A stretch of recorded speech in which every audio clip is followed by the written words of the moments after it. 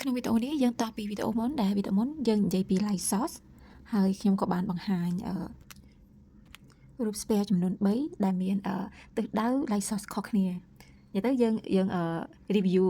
អាចចាស់តិចដើម្បីយើងចូលទៅថ្មីlight source ដែលយើងនិយាយពីប្រភពពន្លឺណាចំពោះ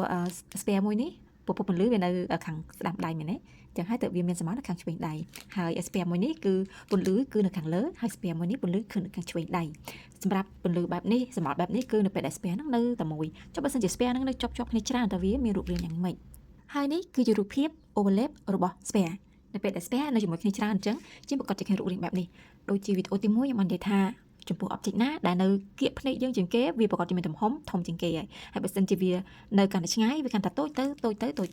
ហើយបើសិនជាវានៅពីក្រោយគ្នាបែបនេះទៀតអានេះយើងហៅថា overlap ដែលយើងមើលឃើញផ្នែកខាងមុខហើយក៏មើលឃើញ object ដែលនៅខាងក្រោយដែរចុះដល់ light source របស់យើងគឺ light source របស់យើងនៅផ្នែកខាងឆ្វេងនៅផ្នែកខាងស្ដាំអញ្ចឹងហើយនៅពេលដែលវាចាប់ពន្លឺមកអញ្ចឹងផ្នែកងងឹតហើយនឹងស្រមោលគឺវានៅផ្នែកខាងឆ្វេង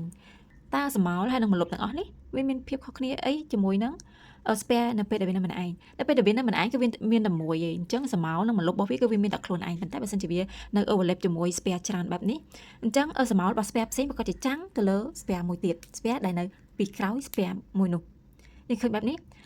spare ទាំង3នេះវានៅខាងមុខអញ្ចឹងវារងពន្លឺហើយស្រមោលរបស់វាជះមកខាងទៀតប៉ុន្តែចំពោះ spare ដែលនៅខាងក្រោយនេះអញ្ចឹងខាងលើនេះគេវារងពន្លឺប៉ុន្តែនៅខាងក្រោមនេះក៏វារងស្រមោលពី spare ដែលនៅខាងមុខវាដែរអូខេឥឡូវនេះយើងមាន cylinder ស៊ីឡាំងណាប៉ុន្តែយើងដាក់វាផ្ដេកតែពេលយើងដាក់វាផ្ដេកវានឹងមានរូបរាងបែបនេះចំពោះស៊ីឡាំង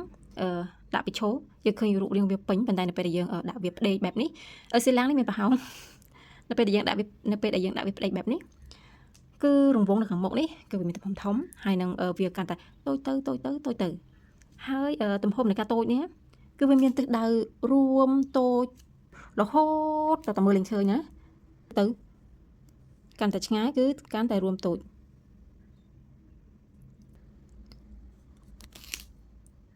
បែបនេះចាំមិនសិនជាស៊ីឡាំងយើងកាន់តែវែងអញ្ចឹងទំហំនៅខាងក្រៅនេះវាកាន់តែតូចទៅរួមតូចទៅចំពោះស៊ីឡាំងមួយនេះយើងឃើញថាវាស៊ីឡាំងដូចគ្នាប៉ុន្តែនៅពេលដែលយើងគូទំហំវាស្មើគ្នាបើនេះថារង្វង់ខាងមុខនេះហើយនៅខាងក្រោយទំហំគឺស្មើគ្នា direct ទៅអត់មានរួមតូចដូចខាងនេះយើងមើលបែបនេះលក្ខណៈថាយើងមើលទៅមានអារម្មណ៍ថាទើសភ្នែកឯងនៅពេលដែលយើងគូអីមួយនៅពេលដែលយើងមើលទៅរៀងទើសភ្នែកមើលទៅដូចអត់សូវសមបើនេះថាយើងធ្វើអីខុសមួយឯងតែបើសិនជាយើងលក្ខណៈថានៅពេលដែលយើងគូហើយយើងមើលទៅលក្ខណៈថាយើងអត់មានអារម្មណ៍ថាទើសអីទេមើលទៅវាដូចភាពជាក់ស្ដែងនឹង object ដែលយើងមើលឃើញនៅខាងក្រៅបើនេះថាយើងធ្វើត្រឹមត្រូវហើយដាក់ពណ៌បែបនេះដើម្បីងាយស្រួលមើលគឺមានទំហំប៉ុនគ្នារហូតអញ្ចឹងយើងមើលទៅយើងមានអារម្មណ៍ថាវាទៅជាផ្នែកខាងក្រោយមានទំហំធំជាងមុខវិញនេះជាអារម្មណ៍របស់អ្នកមើលវាជាកៅភ្នែកនៅពេលដែលយើងសម្លឹងមើលការពិតយើងដាក់ទំហំរង្វង់គឺប៉ុនគ្នាប៉ុន្តែកៅភ្នែកដែលយើងមើលទៅគឺឃើញស៊ីឡាំងហ្នឹងបែរជាធំទៅតែបើសិនជាយើងដាក់រង្វង់ខាងមុខនេះធំហើយទំហំវាកាន់តែរួមតូចទៅបែបនេះយើងនឹងមើលឃើញថាស៊ីឡាំងហ្នឹងគឺមានទំហំប៉ុនគ្នាមកកង់គឺមានទំហំប៉ុនគ្នាឧទាហរណ៍នៅពេលដែលយើងឃើញមនុស្សឈរមានឈរខាងមុខឈរខាងក្រោយអញ្ចឹងឧទាហរណ៍នៅពេលដែលមានមនុស្សម្នាក់ឈរបែបនេះហើយមានមនុស្សម្នាក់ឈរពីក្រោយបើសិនជាយើងគូបែបនេះហ៎ថាគាត់ជើងរបស់គាត់គឺស្មើគ្នាបែបនេះលុះត្រាតែយើងដាក់ភ្នែកយើងហ្នឹងទៀបស្មើនឹងដីភ្នែកយើងទៀបស្មើនឹងដីបានឃើញជើងរបស់គាត់គឺនៅស្មើឡាញគ្នាបែបនេះអាហ្នឹងបានន័យថាយើងដាក់ភ្នែកយើងហ្នឹងទៀបផ្ទាល់នឹងដីតែបើសិនជាធម្មតាយើងឈរខ្ពស់នៅពេលដែលយើងឈរខ្ពស់ភ្នែកយើងអត់នៅទៀបនឹងដីទេអញ្ចឹងយើងនឹងឃើញរូបរាងបែបនេះឃើញអ្នកនៅខាងមុខនេះគាត់ឈរខ្ពស់នេះហើយអ្នកនៅខាងក្រោយនឹងទៀបជាងគាត់ហើយជើងរបស់គាត់ក៏នៅឆ្ងាយពីគាត់អត់នៅស្មើឡាញគ្នាបែបនេះទេហើយអ្នកឈរពីក្រោយកាន់តែទូចទៅបែបនេះអានេះបើយើងមើលតាមភ្នែកយើងជាក់ស្ដែងហើយសូមបញ្ជាក់ខ្ញុំមិនមែនគ្រូជំនាញមិនមែនគ្រូវិចិត្រករអីទេគ្រាន់តែយើងចែករំលែក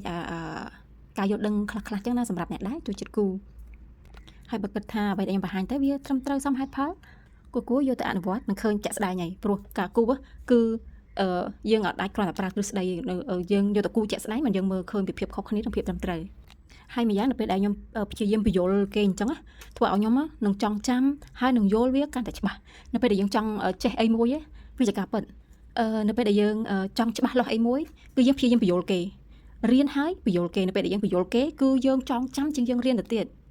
ក្នុងវីដេអូនេះគឺយើងមានតែប៉ុណ្ណឹងជួបគ្នានៅវីដេអូក្រោយហើយវីដេអូក្រោយខ្ញុំនឹងនិយាយអំពី perspective